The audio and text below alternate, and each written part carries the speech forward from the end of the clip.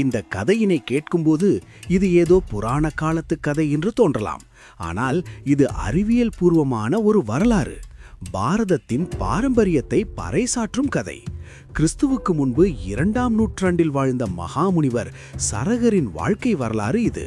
பயணிக்கும் மருத்துவர். வணக்கம். அனைவரையும் கண்ணாடிக்கு வரவேற்கிறோம். இந்த கதையை நீங்க எங்கிருந்து கேட்டீங்கன்னு ஒரு கருத்து சொல்ல முடியுமா?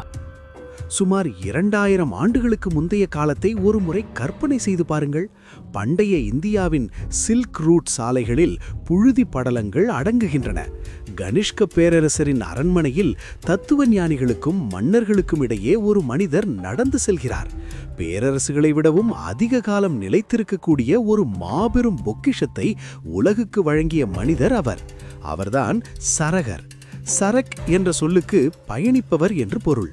அவர் கிராமமாக பயணம் செய்தது நோயாளிகளை குணப்படுத்த மட்டுமல்ல, வாழ்க்கையின் உண்மையான தத்துவத்தை அருகிலிருந்து காண்பதற்காகவும் தான் என்று சொல்லப்படுகிறது. அவர் ஒரு நோயாளியை வெறும் மனிதராக பார்க்கவில்லை, மாறாக அகில அண்டத்தின் ஒரு சிறிய வடிவமாகவே பார்த்தார். இன்று நாம் அவரை ஆயுர்வேதத்தின் தந்தை என்று அழைக்கிறோம். ஆனால் அந்த தொன்மை காலத்தில் மனித உடலின் இரகசிய மொழியை கண்டறிந்த மேதை அவர். பல நூற்றாண்டுகளாக வாய்மொழியாக கைமாறிக் கொண்டிருந்த அறிவை சரக சம்ஹிதை என்ற மகத்தான சமஸ்கிருத நூலாக அவர் மாற்றினார்.